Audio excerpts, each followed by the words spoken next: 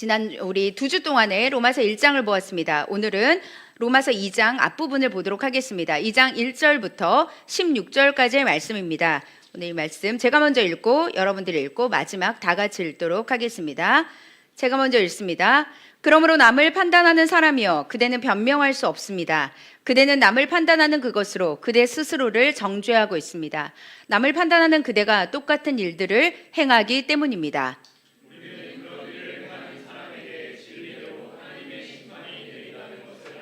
그런 일을 행하는 사람을 판단하면서 똑같은 일을 행하는 사람이여 그대가 하나님의 심판을 피할 수 있을 줄로 생각합니까?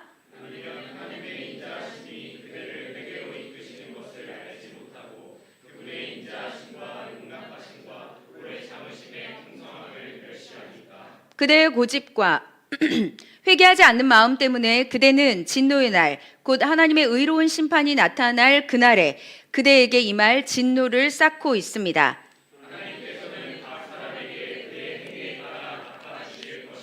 참고 선을 행해 영광과 존귀와 불멸을 추구하는 사람에게는 영생을 주시나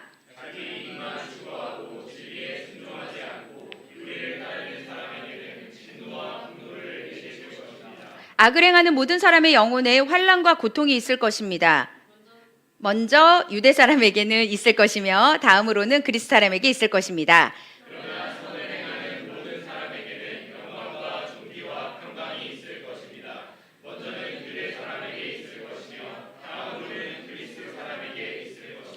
이는 하나님께서 사람을 편애하시지 않기 때문입니다.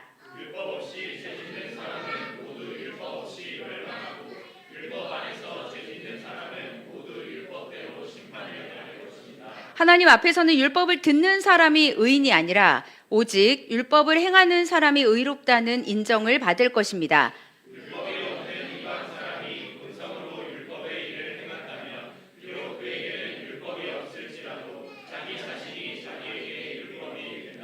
이런 사람은 율법의 요구가 자기 마음에 기록되어 있음을 보여줍니다. 그들의 양심도 이것을 증언합니다. 그들의 생각이 서로 고발하기도 하고 변호하기도 합니다. 다 같이 시작. 이런 일은 내가 전한 복음대로 하나님께서 그리스도 예수를 통해 사람들의 은밀한 것을 심판하실 그날에 일어날 것입니다. 아멘. 네, 오늘 본문의 제목은 믿는다고 자처하는 사람들이 빠질 수 있는 함정이라는 제목으로 여러분들과 함께 말씀을 나누도록 하겠습니다.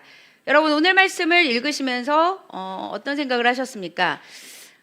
로마서 1장은 불신자, 예수님을 믿지 않는 사람들에게 하는 말씀이라면 로마서 2장은 믿는 신자에게 하는 하나님의 말씀이라고 볼 수가 있습니다. 오늘 이 말씀을 여러분들과 함께 나눠보도록 할게요.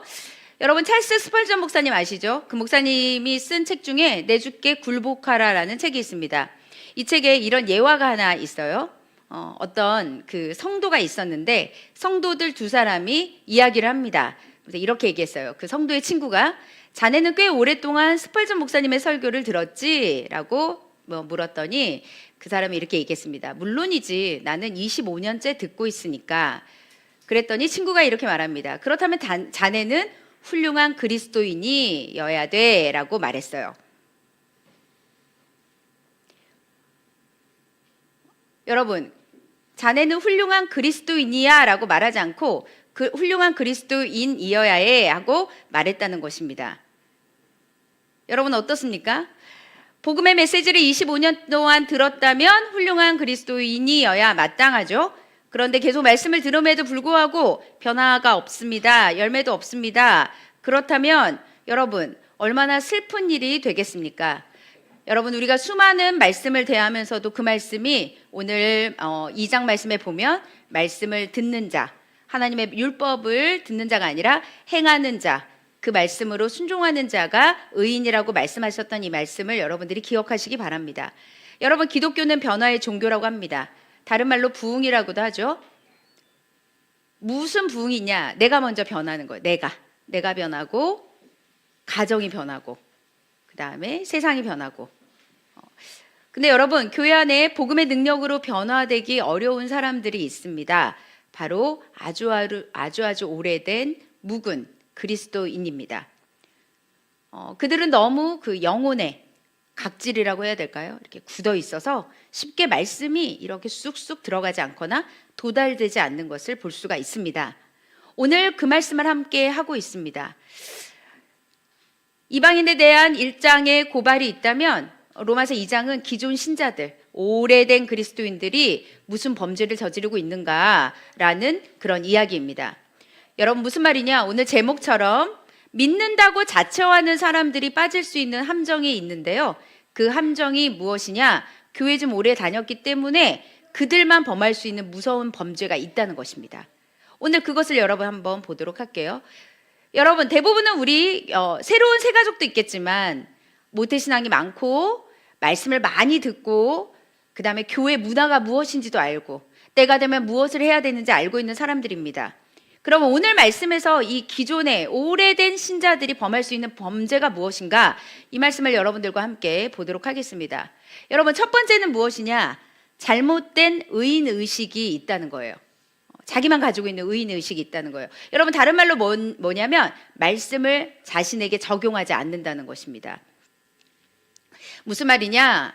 여러분 오래된 그리스도인들은 죄 이야기에 대해서 별로 놀라지 않습니다. 더 중요한 건 죄 이야기에 대해서 나의 이야기는 아니라고 생각한다는 것입니다. 근데 여러분 로마서 1장에 보면 하나님의 진노와 하나님의 형벌이 아주 심각했거든요. 그런데 전혀 반응이 없어요.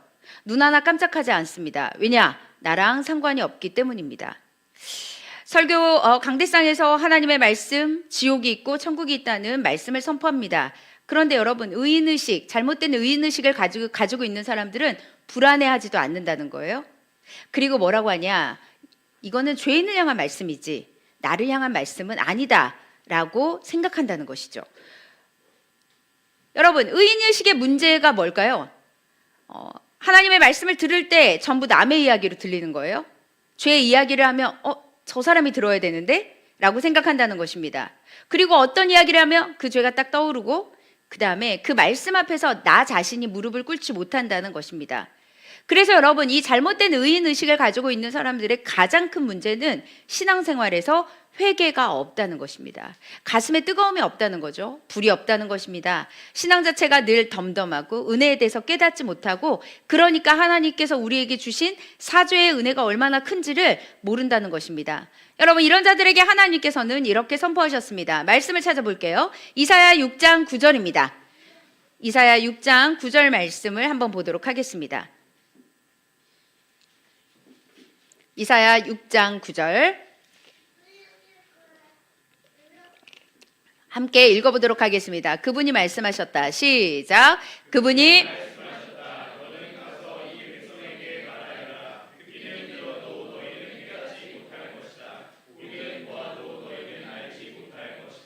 여러분 이게 바로 심판입니다. 이게 심판이에요. 들려야 됩니다. 듣는데 못 들어요. 근데 깨닫지도 못해요. 보는데 못 봅니다. 믿음의 세계는 뭐죠? 보이지 않는 세계를 보는 거잖아요. 근데 진짜 세상 사람처럼 못 보는 거예요. 이게 바로 여러분 저주이고 심판이라는 것입니다. 말씀이 들리지도 않고 깨닫지도 않고 보아도 알지 못하는 것, 이것이 하나님이 우리에게 주시는 가장 큰 심판이라는 것입니다. 여러분 말씀을 전할 때 많은 성도들이 이렇게 생각합니다. 이 말씀 남편이 들어야 되는데, 이 말씀은 우리 와이프가 들어야 되는데, 이건 우리 자식이 들어야 되는데, 그 다음에 하는 얘기가 뭔지요? 추가로 근데 이 자리에 없네요. 이겁니다. 이 자리에는 없네요. 들어야 되는 사람은 없네요. 이렇게 생각한다는 것이죠. 여러분 성도들에게 이렇게 말합니다. 남편은 아내를 사랑해야 합니다. 남편들은 두 손을 들어 기도해야 합니다. 아내는 남편을 존경해야 합니다. 그러면 서로 찌르면서 들었니? 라고 한다는 것이죠. 여러분 명심해야 합니다. 말씀은 항상 나를 향한 말씀입니다. 나를 변화시키는 말씀이라는 것입니다. 그래서 여러분 축복이 뭔지 아세요? 축복은 무엇이냐? 하나님의 말씀을 들을 때 회개할 마음이 생기는 거예요. 마음이 가난해지는 거죠. 심령이 가난해지는 것이죠. 말씀을 들을 때 찔려가지고 그럼 하나님 내가 어떻게 해야 되겠습니까? 이런 생각을 해야 된다는 것입니다. 사도행전에 보면 베드로가 설교를 했을 때 사람들이 막 서로 이럽니다. 내가 마음이 찔려서 이제 우리는 어떻게 하면 좋습니까? 그러면서 울부짖기 시작했죠. 회개하기 시작했습니다. 그때 베드로가 말씀합니다. 너희가 회개하여 각각 예수 그리스도의 이름으로 세례를 받고 죄 사함을 받으라. 그리하면 성령을 선물로 받으리니 라고 말씀하고 있습니다. 누구의 말씀일까요? 나에게 임한 말씀이라는 것입니다. 남에게가 아니라 나에게, 설교하는 저에게 하시는 하나님의 말씀이고 듣는 여러분들에게 하시는, 우리 모두에게 하시는 말씀이라는 것입니다. 그래서 여러분, 나에게 임한 복음이 필요합니다. 지난주 말씀처럼 여러분, 나의 복음, 내가 만난 하나님, 내가 고백할 수 있는 복음, 우리가 하나님 앞에 믿음으로 의롭다 받은 거에서 조금 더 넘어가서 더 하나님 앞에 온전한 삶을 누리면서 우리가 하나님께 나아가는 것, 부르심에 합당한 것은 나의 복음이 있어야 된다는 것이죠. 여러분, 모든 말씀이 나에게 주시는 말씀입니다. 말씀 앞에서 그래서 여러분, 아모스를 보는데, 오늘 이사야 말씀 보는데 이거 나한테 하는 말씀이네. 이거는 남유다에 하는 말씀이구나. 이거는 북이스라엘에게 하는 말씀이구나가 아니라 나도 그러는데, 소돔과 고모라를 보면서 세상이 왜 타락했지가 아니라 나 때문에 세상이 타락하고 있구나. 이렇게 받는 것이 우리가 하나님 앞에 받아야 되는 그런 그런 은혜의 시간을 우리가 가져야 된다는 것입니다. 여러분, 잘못된 의인의식 때문에 말씀이 들리지 않고 말씀을 깨닫지 못하고 이것은 나에게는 전혀 상관없는 말씀이라고 생각한다면 여러분, 우리는 지금 잘못된 믿음 의식을 갖고 있는 것입니다. 깨닫고 다시 회복하고 하나님 말씀이 들리게 하여 주시옵소서. 여러분, 말씀이 듣는 거 여러분 다 듣고 있어요. 지금 말씀을 많은 사람이 듣고 있지만 그 들은 것을 여러분 고스란히 이 귀에서 들어서 저기로 빠져나간다면 그것은 들은 게 아닙니다. 여러분, 말씀을 들었다는 건 무엇이냐면 내가 하나님 앞에 내 마음의 변화가 일어나면서 변화가 되고 싶어하는 마음, 회개가 되고 싶어하는 마음, 하나님 앞에 다시 돌이키고자 하는 그런 마음들이 막 생겨야 된다는 것이죠.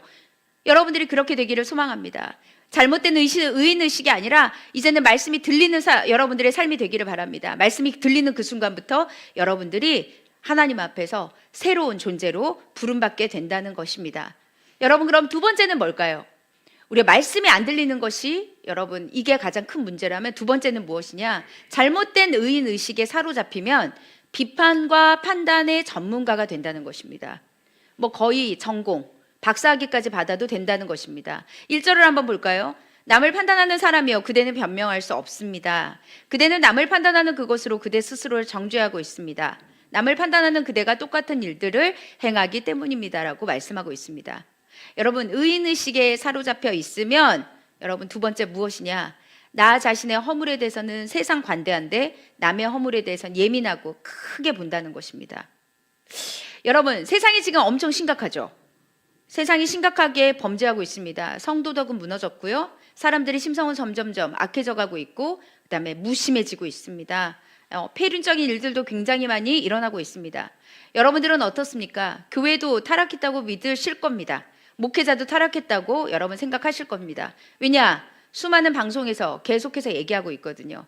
맞습니다. 그런데 여러분, 이러한 탄식이 있는데 자기는 그 죄에 전혀 염두를 두지 않는다는 거예요. 비판할 수 있고 세상을 비판할 수 있고 사회를 비판할 수 있고 그 다음에 목회자를 비판할 수 있고 교회를 비판할 수 있죠. 한국교회 계속 문제다. 여러분, 이 얘기가 언제부터 나왔냐? 제 기억으로는 거의 30년이 넘은 것 같아요. 세속화가 됐던 2000년 그때부터 한국교회는 끊임없이 비판받아 왔습니다. 근데 여러분, 다른 것을 다 보면서 세상을 타락했다고 평가하고 있다는 것입니다. 문제는 무엇인지 아십니까? 나는 저 정도는 아니야 라고 생각한다는 것이죠. 다른 사람 보니까 참 한심하기도 하고 참 안타깝다 생각하는데 여러분, 그것은 우리의 독선이기도 하고 우리의 교만이기도 합니다. 이 상황에 대해서 여러분, 이 말씀을 어떻게 적용해야 될까요? 저한테 한번 적용해 볼게요. 내가 목사임에도 불구하고, 내가 모태신앙임에도 불구하고, 내가 교회를 이렇게 오래 다녔음에도 불구하고 난 아직도 교만하구나. 난 아직도 이기적이구나. 아직도 돈을 사랑하고 아직도 거룩하지 않는 것을 보니 나야말로 정말 죄인이구나. 내가 정말 회개할 자이구나. 이것이 여러분 우리의 반응이라는 것입니다. 나 때문에 내가 빛과 소금으로 제대로 역할을 못하니까 세상은 나 때문에 점점 더 타락하고 있구나. 사회도 나 때문에 타락하고 있구나. 여러분, 한 사람 한 사람이 모여서 공동체가 되는 거잖아요. 공동체가 되는데 나는 아니고 다른 사람만이라는 게 아니라 우리 모두에게 해당되는 말씀이라는 것입니다. 세상이 이렇게 혼미한데 내가 지금 기도를 쉬고 있구나. 세상이 이렇게 어려운데 말세의 믿음을 보겠느냐라고 하나님께서 말씀하셨는데 이거 나의 말씀이구나. 이것이 여러분 하나님이 오늘 우리에게 주신 이 말씀에 대한 우리의 자세라는 것입니다. 말씀을 좀 찾진 않고 여러분 이야기만 들으세요. 누가복음 18장에 여러분 뭐가 나오냐면 누가복음 18장 11절부터 13절까지 쭉 이 내용이 나옵니다. 바리새인의 기도와 죄인의 기도. 하늘을 우러러서 두 사람이 나와서 기도를 합니다. 바리새인이 이렇게 기도했습니다. 하나님, 저는 저 사람처럼 남의 것을 빼앗지 않았습니다. 불의하지 않았습니다. 간음하지 않았습니다. 저는 저 세리와 같지 않습니다. 이렇게 기도를 했습니다. 반면 세리는 어떻게 기도했냐? 멀찍이 서서 하늘을 쳐다볼 엄두도 내지 못했다고 했어요. 하늘을 쳐다볼 수도 없었습니다. 그리고 가슴을 치면서 말했습니다. 하나님, 이 죄인에게 자비를 베풀어 주시옵소서. 바리새인은 자신의 죄를 보지 않고 남의 죄만 보았습니다. 그래서 뭐죠? 은혜가 없는 거예요. 그래서 냉랭한 겁니다. 반면 세리는 자신의 죄를 보고 하나님과 직면했죠. 그러니까 나를 불쌍히 여겨달라. 저 사람들이 문제가 아니라 내가 문제입니다. 이 말씀 뒤에 성경은 이렇게 써 있습니다. 이 사람이 저 사람보다 의롭다 하심을 받고 집에 내려갔느니라. 바리새인이 아니라 하늘을 쳐다보지도 못하는 그 사람이 네가 저 사람보다 훨씬 의롭다. 이 고백을 받고 집에 내려갔다고 했습니다. 바리새인의 기도는 하나님이 거절했는데요. 세리는 하나님께 연락이 되었다는 것입니다. 여러분, 예수님께서 하나님의 나라가 가까이 왔다라고 공생애를 시작했을 때 계속해서 탄식하면서 말씀합니다. 아이들이 피리를 불어도 반응하지 않고 슬퍼하지도 않고 사람들이 다 냉랭했다는 것이죠. 죄를 지적해도 눈 하나 깜짝하지 않는 이유가 어디 있을까요? 그들은 내가 아니라고 생각했기 때문입니다. 여러분, 나입니다. 우리가 그래서 이 로마서를 다시 보는 이유가 내가 다시 만나야 되는 복음이기 때문에 그렇습니다. 나에게 하는 말씀이구나. 복음서를 여러분 읽고 있을 거예요. 우리 신약 우리 통독하시는 분들. 거기 보면 성경에 여러분 그 M 말고 이렇게 책으로 보면 예수님의 말씀만 붉은색으로 되어 있을 거예요. 모든 성경에 그렇게 되어 있거든요. 붉은색은 뭐냐? 예수님이 직접 하신 말씀이거든요. 여러분 그 말씀을 읽으면서 읽구나, 오늘 성경 한 장 읽었구나가 아니라 심령이 가난한 자는 복이 있나니 하나님이 지금 나에게 하시는 말씀이구나. 예수님이 지금 나에게 들으라고 하는 말씀이구나. 그렇게 여러분 예수님하고 대면하는 마음으로 말씀을 읽을 때 여러분들의 말씀이 되고 여러분들의 변화가 일어날 것입니다. 예수님께서 계속해서 여러분 타식하는 이유가 뭘까요? 미워서요? 우리가 미워서일까요? 예수님께서 진노하는 이유가 무엇일까요? 우리가 정말 징글징글하게 싫어서 그게 아니라 우리가 죄를 회개하지 않으면 그 하나님의 나라의 영광과 은혜를 함께 누릴 수가 없기 때문에 우리 예수님께서 계속해서 우리의 마음을 흔드시면서 우리의 마음을 두드리면서 말씀하시는 것입니다. 들려야 된다. 너희들이 세리와 같은 기도를 해야 된다.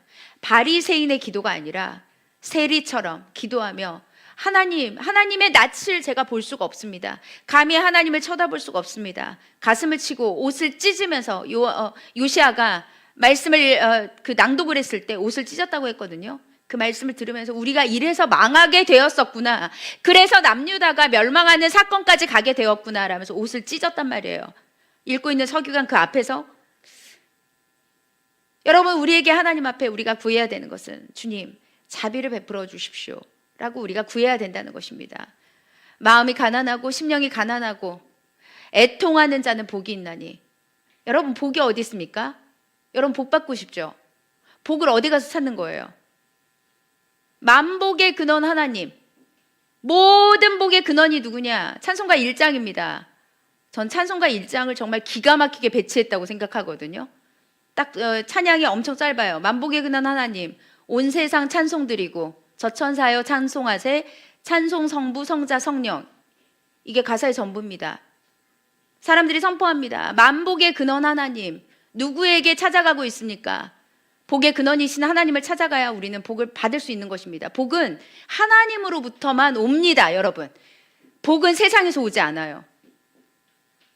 세상에서 여러분은 복을 찾다가 분주하게 살다가 인생을 허망하게 살다가 주님을 놓쳤습니다. 내게 믿음 주소서. 믿음을 하나님 앞에 받아야 여러분들이 복 받고 상 받거든요. 믿음이 있는 자에게 상 주시는 이심을 믿어야 할지니라 말씀하셨던 하나님의 말씀을 기억하십시오. 만복의 근원 하나님께서 여러분들에게 복 주려고 준비하신다니까요. 여러분 오늘 이 자리에 오신 것은 복 받기 위해서요. 여러분 복 받고 싶잖아요. 그럼 와야죠. 복을 복을 막 빼앗기는 자가 아니라 복을 잡는 자, 천국을 침노하는 자, 그런 자가 여러분 만복의 근원은 되시는 하나님과 연결돼야지 여러분 복이 연결돼서 받을 수 있는 것입니다. 가을이 되면 열매들이 주렁주렁 맺게 되는데요. 이렇게 열매들을 딱 보잖아요. 그러면 그 아주 싱그럽고 탐스럽게 열린 열매들의 특징은 끝까지 가지에 붙어 있었다는 특징이 있어요. 바람이 불면은 후루룩 떨어집니다. 그 다음에 비가 오면은 막 다 넘어집니다. 누군가가 강제로 가지를 자르지 않는 이상은 여러분 가지에 그냥 붙어 있으면 가을이 되면 반짝반짝하게 먹을 만한 그런 실과들이 주렁주렁 열리는 것입니다. 복은 그렇게 오는 거예요. 복은 그렇게 오는 것입니다. 끊어져서는 올 수가 없는 것이라는 것이죠. 여러분 하나님 앞에 우리가 하나님의 이 말씀이 안 들리면 저주, 들리면 복입니다. 하나님 앞에 이 말씀이 들리는 그 순간부터, 그래서 여러분 말씀을 읽는데 말씀이 달달해요. 말씀이 달달했던 경험이 있습니까? 여러분 말씀이 진짜 이렇게 입체적으로 막 튀어나옵니다. 말씀을 많이 읽어보신 분들은 알 거예요. 말씀을 일독할 때는 그 정도 감흥은 없어요. 2독, 3독, 4독 하다 보면은 이 말씀이야. 눈에 정말 입체적으로 이 말씀이 내가 말씀을 읽는 게 아니라 말씀이 나를 집어삼키는 것 같은 그런 경험을 한다는 것입니다. 그것이 여러분 은혜인 거예요. 말씀을 읽기도 싫어요. 말씀을 듣는 것도 싫어요. 듣긴 들었지만 앉아있지만 지난주 우리 금요일 설교 때 말씀했던 것처럼 아모스 시대의 타락이 무엇이었죠? 예배 타락이었잖아요. 목적의 타락이었잖아요. 은혜의 타락이었잖아요. 예배가 타락되니까 나 지금 밀 베러 가야 되는데, 나 지금 곡식 거두러 가야 되는데, 아모스 선지자가 계속 얘기합니다. 사람들이 예배를 드리는데 월삭도 드리는데 주일 성수도 하는데 오늘도 왜 예배가 이렇게 자주 온 거야? 나 빨리 가가지고 돈 벌어야 되는데, 나 빨리 가서 밀 수확해가지고 창고에다 쌓아놔야 되는데, 마음이 전혀 없는 예배를 드리고 있어서 그들이 예배를 타락했기 때문에 북이스라엘이 징계받은 것이 아니겠습니까? 하나님이 우리에게 진짜 주는 축복은요, 하나님의 말씀을 읽고 싶은 거예요. 하나님의 말씀 막 읽고 싶고 막 묵상도 하고 싶고 막 정말 여러분, 그래서 언제가 은혜의 시간이냐면 고난이 와서 주님밖에 없습니다라고 나오는 그 순간도 저는 엄청난 축복의 시간이라고 생각합니다. 여러분 그때라도 여러분 기도할 수 있잖아요. 하나님 앞에 나 기도해야 돼. 나 이 시간 정말 하나님 앞에 드려야 돼. 내가 예배해야 돼. 나 오늘 그렇게 작년까지 2025년까지는 성경이 전혀 읽고 싶은 마음이 1도 없었는데 이제 성경이 읽고 싶어요. 성경을 그 다음에 설교도 듣고 싶습니다. 찬양도 듣고 싶습니다. 신해학단을 봤더니요, 거기 신해학단에 이게 나옵니다. 뭐가 나오냐면 거기 이제 북한에 있는 분들이, 그게 이제 진짜가 이거 스포하면 여러분들 안 보겠죠. 근데 거기 스포는 안 할게요. 네, 거기 북한에 있는 사람들이 이제 성경을 읽는 시간이 있거든요. 그 성경을 읽으면서 자기 손에 어쨌든 가짜였지만 성경을 읽으면서 거기서 이제 이 북한의 이제 가정교회 사람들이죠. 예수님 믿는 사람들이 내 손에 성경이 있다니. 막 불을 꺼고 봐요. 불을 끄고. 근데 이들이 나에게 준 성경이니까 읽어야지. 내가 이렇게 하나님께 찬양할 수 있다니. 여러분 그게 은혜인 거예요.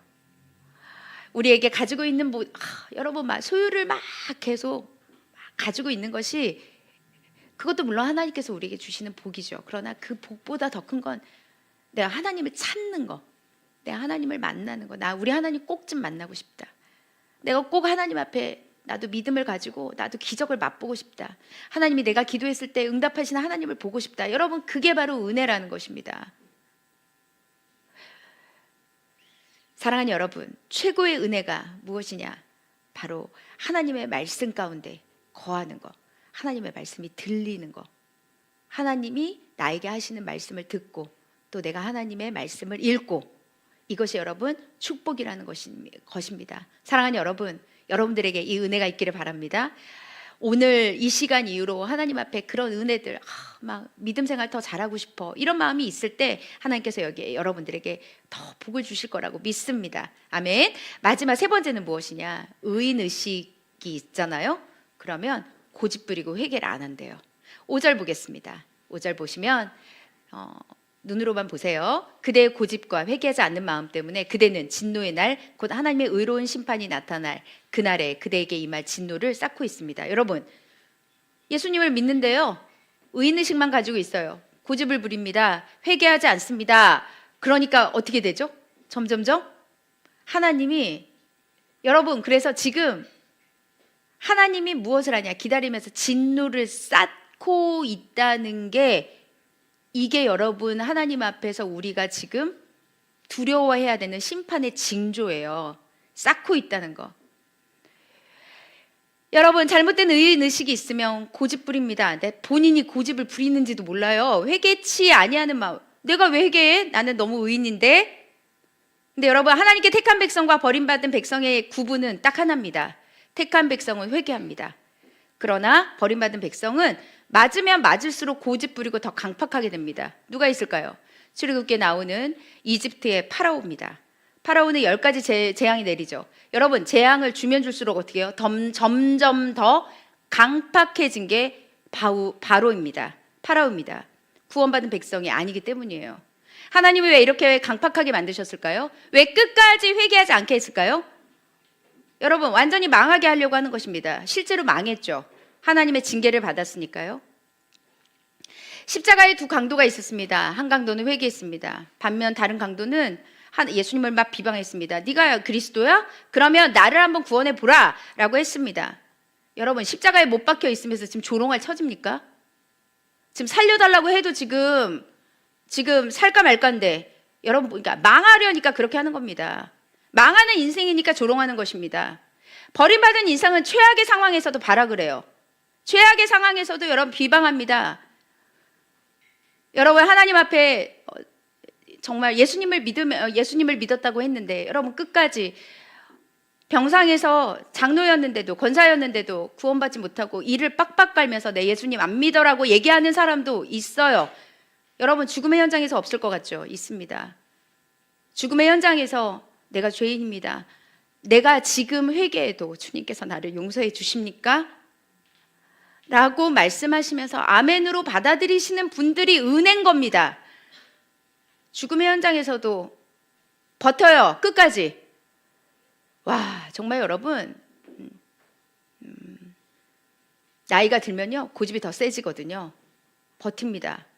50대고 60대고 70대고 80대고 나이가 많으면 더 말랑말랑해질 것 같죠? 그렇지 않아요. 나이가 더 많으면 여러분 더 하나님 앞에 버티려고 하는 그런 사람들이 있다는 것입니다. 선택받지 못한 것입니다. 망한 인생입니다. 복음을 전하면 내가 평생 주님을 모르다가 내가 이렇게 죽는 이 순간에 하나님이 나를 만나 주셨으니 내가 얼마나 감사합니까? 여러분, 그게 은혜인데, 황소고집. 하나님이 쓰시기 힘든 사람이 누구인가? 바로 고집이 센 사람입니다. 황소고집이 있는 사람은 쉽게 믿음이 성장하지 않아요. 자기 생각이 너무 세니까요. 여러분, 성도들 중에 이런 사람이 납득이 돼야 돼. 눈으로 봐야 돼. 이해가 돼야 돼. 설명이 돼야 돼. 자신을 설득해 보라고 하는 사람이 있어요. 여러분, 그게 무슨 믿음이에요? 그게 무슨 믿음이에요? 납득되고 이해돼서 믿으면 다 믿지. 설명되고 설득해가지고 여러분 그렇게 해서 믿으면 이 세상에 안 믿는 사람은 없습니다. 본인이 하나님 앞에 본인이 납득이 안 돼도 믿는 것이 믿음 아니에요? 설명이 안 돼도 믿겠다고 하는 마음이 그게 믿음이 아닙니까? 설명해 보래요. 나의 이성을 이해시켜 보래요. 여러분, 그것은 비참하지만 믿음이 아닙니다. 생고집인 것 뿐입니다. 여러분, 그러면 하나님께서 지난주에도 얘기했어요. 택함받은 하나님의 백성은 하나님 반드시 변화시키거든요. 사도 바울 보세요.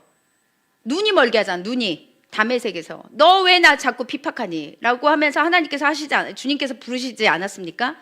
하나님께서 사람을 변화시킬 때 일단 말씀으로 먼저 하나님은 변화를 시도합니다.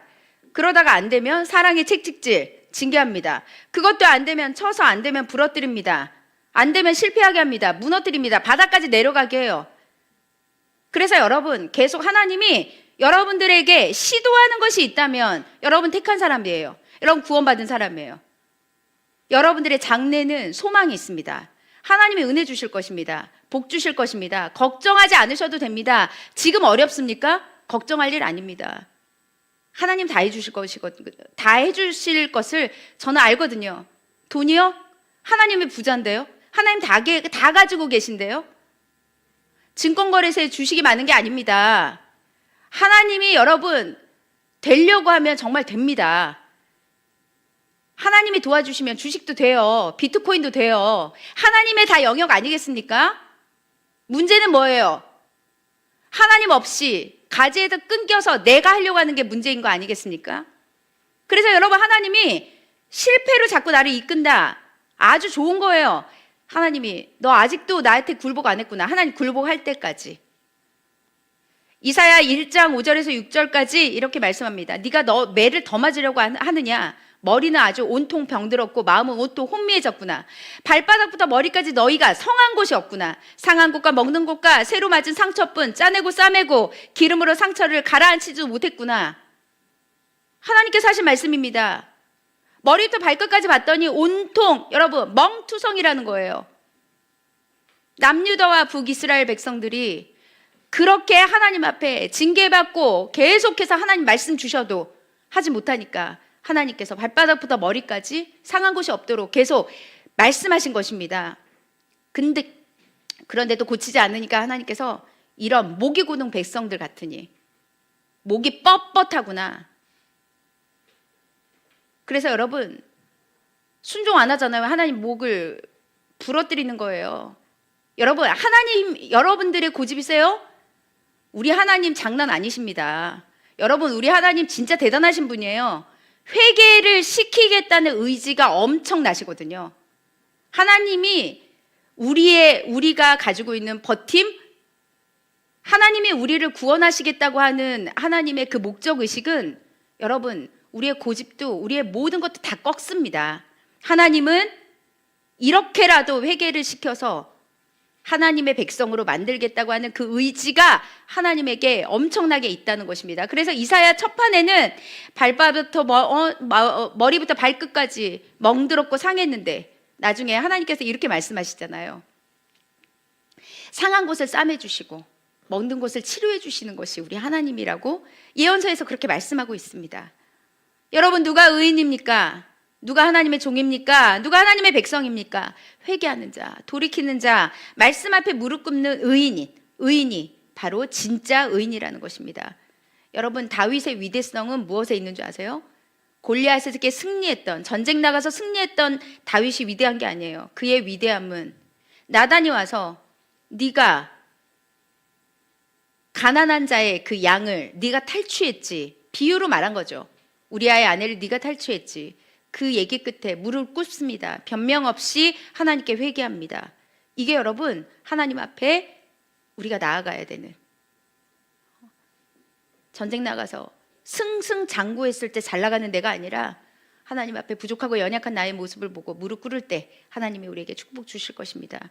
그래서 여러분, 회개치 아니하는 자에게 9절 한번 띄워주실래요? 9절에 보면 이렇게 나옵니다. 악을 행하는 모든 사람의 영혼에 환난과 고통이 있을 것입니다 라고 말씀합니다. 먼저는 유대인, 그리고 그리스인, 헬라인이라고 말씀하고 있죠. 회개하지 않으면 여러분 영혼의 환난이 있습니다. 영혼의 고통이 있습니다.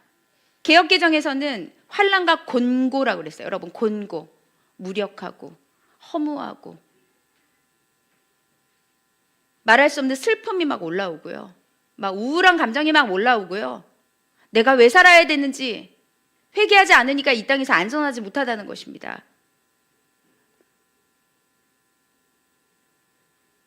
여러분, 함정에 빠지면 안 됩니다. 함정에 빠지면 안 됩니다. 다시 복음을 만나야 됩니다. 복음을 만나지 못하는 모든 것은 다 헛수고입니다. 전도서에서 헛되고 헛되니 모든 것이 헛되도다. 복음을 만나야 됩니다. 복음은 모든 가치가 하나님께 있다는 거 아닙니까? 모든 것이 하나님으로부터 온다는 거 아닙니까? 죽음과 심판을 이기는 것, 저주에서 이기는 것, 예수님의 십자가를 붙들라 십자가의 은혜를 경험하고 있고 하나님의 말씀을 내가 받아들이고 있다. 그러면 여러분, 다시 여러분들은 시작할 수 있는 것이에요. 하나님 은혜를 주신다는 것입니다. 여러분, 우리가 하나님을 만나지 못하니까 무엇을 하냐? 그러니까 여러분, 잘못된 의인의식으로 하나님 안 찾고 사람 찾는 거예요. 자꾸 사람 찾아. 저 사람 좀 실력 좀 있어. 저 사람, 내가 저 사람이랑 친하게 지내면 뭐 콩고물이라도 떨어질 것 같아. 그런 식으로 여러분, 처세술로 인간관계 하는 사람들도 많이 있잖아요. 여러분들의 에너지를 어디 쓸 것입니까? 여러분들의 열심과 에너지를 은혜에 쓰시기 바랍니다. 은혜 받는 데 쓰시기 바랍니다. 여러분, 왜 자꾸 비교하죠? 왜 판단하죠? 오늘 이전의 말씀에 판단하는 너희들에 대해서 얘기합니다. 왜 비판하고 왜 판단해요? 하나죠. 나는 아닌 거예요. 그러니까 하는 겁니다. 나는 아니야. 나는 저 정도는 아니야. 여러분, 그래서 바보가 비판하는 거예요. 바보. 하나님께 나아가서 부족하면서 은혜를 구해야 되는데, 은혜 구해야 되는 그 시간에 계속 사람들한테 비방하고 비판하면, 여러분 근데 왜 비방하고 비판하는 줄 아세요? 자존감이 없어서도 있지만 자기를 보호하고 싶어서요. 나를 보호하고 자존심을 세우려고 그렇게 한다는 것입니다. 오늘 말씀 계속 나오는 게 그거잖아요. 판단하고 정죄하지 말라. 그 다음에 3절과 4절은 뭐예요? 이중잣대, 내로남불이죠. 쓸데없는 데 에너지 쓰지 말아라. 하나님께서 우리에게 그걸 말씀하시는 것입니다. 근데 여러분, 하나님께서 4절에 보면 이렇게 말씀하십니다. 너희들이 이렇게 하지, 내가 지금 참고 있는 거야. 너네 지금 지금 얻어 터지지 않았지? 내가 지금 참는 거야. 네가 잘나서 지금 심판을 안 받는 게 아니라 내가 지금 참고 있는 거야. 4절 말씀에 그렇게 나오잖아요. 지난주에도 말씀했습니다. 악인과 의인의 구별은 도덕 기준이 아니라고 했습니다. 선인은 믿는 자, 선을 행하는 자는 믿는 자, 구제하고 누구 가서 도와주고 여러분 막 길거리에 있는 사람들 도와주는 게 선인이 아니고요. 성경에서 말하는 선인은 믿는 자, 그 다음에 악인은 불의한 자, 믿지 않는 자, 불의한 자를 말씀하시는 것입니다. 여러분, 그러면 선인이면 우리는 하나님을 믿죠? 우리는 영역이 은혜의 영역에 있는 거예요. 은혜의 영역. 근데 이걸 거절하잖아요? 진리를 따르지 않잖아요? 그러면 하나님께서는 진노를 쌓아놓겠다고 말씀하시죠. 여러분, 우리가 잘못된 이 의인의식 때문에 계속해서 우리가 세상을 향해서 비판하는 이유는 아직도 내가 죽지 않아서 그래요. 나는 죽고 예수로 살고. 왜 안 죽을까요? 여러분, 왜 안 죽어요? 물어볼게요. 우리 왜 나는 안 죽고 예수님으로 나는 죽고 예수로 사는 게 왜 안 될까요? 안 죽었다는 건 무엇이냐? 우리가 자주 쓰는 내가 주인 되는 삶인데 요거 바꿔서 말해볼까요? 내 삶을 내가 컨트롤하고 싶은 거예요. 니체는 이것을 뭐라고 얘기했냐면 권력 의지라고 얘기했어요. 니체가 뭐라고 했냐면 사람들은 다 자기 자신을 컨트롤하고 싶어 한다는 거예요. 무슨 말이냐? 자기를 통제하고 싶어 한다는 거예요. 내가 계획 세우고 내가 계획을 세운 대로 돼야 되고 내가 순서대로 해야 되는 것. 이것은 무엇이냐? 바로 은혜의 세계를 모르는 자들이라는 것입니다. 통제할 수 있는 방법이 있어요. 오늘도 여러분들은 통제하고 싶지 않습니까? 무엇일까요? 하나님께서 만나를 주신 이유가 뭐죠? 오늘 먹으라. 그리고 오늘 안 먹으면 어떻게 되냐? 썩는다고 했잖아요. 그러면 이 통제의 기준이 누구예요? 하나님이 통제하겠다는 거잖아요. 그런데 하나님이 이만큼만 해라 그랬는데 더 가져가. 내가 욕심은 내가 나를 통제하겠다는 뜻이거든요. 더 가져가. 그 다음 싸놓고 그 다음날 썩으니까 빨리 오늘 다 해결하라고 했는데 썩는 걸 알면서도 더 쌓아놓는 거예요. 여러분, 우리가 오늘과 내일과 1년을 통제할 수 있는 방법이 있습니다. 오늘 먹고 내일 먹을 수 있는 방법이 있어요. 쌓아두면 돼요. 문제는 쌓아두면 부패한다는 것이죠. 이게 바로 여러분 하나님을 신뢰하지 않는다는 특징이에요. 하나님을 믿지 않는 거죠. 내일 일은 난 몰라요 찬양하시죠. 장래일도 몰라요. 아버지요 아버지요 평탄한 길 주옵소서. 내일 일은 난 몰라요. 근데 여러분 바꿔볼까요? 내일 일은 난 알아요. 내년 걱정 안 하는 방법 뭐예요? 올해 걱정 안 하는 거. 계획 다 세워놓으면 됩니다. 하나님이 인도한다가 아니라 내 계획대로 사는 것입니다. 그러니까 여러분 은혜를 안 구하는 거예요. 내가 나를 통제하기 때문에, 내가 나를 권력 의지 속에 넣기 때문에 내가 컨트롤해야 돼. 내가 모든 것 계획 딱딱딱 세우는 사람들이 있죠. 계획대로 안 되는 거 하나님의 은혜입니다. 계획대로 안 되게 하시고 하나님이 자꾸 여러분들의 계획을 무산시킨다. 주님의 은혜입니다. 그러면 여러분 의인에게 임하는 복은 무엇일까요? 의인에게 임하는 복은 비판의 말이 아니라, 비난의 말이 아니라 은혜의 말을 하고, 여러분 하나님은 말씀을 하시기도 하지만 들으시거든요. 여러분 이제 우리가 의인으로 사는 법을 함께 보도록 하겠습니다. 입만 열면 난 밤낮 죽겠다 밤낮 망한다 진짜 망하게 될 겁니다. 주님은 들으시는 분이시니까. 주님은 말씀도 하시지만 들으시는 분이에요. 안 된다 하는데 안 되지. 들으시는데 조심해야 돼요. 입술의 열매를 구하십시오.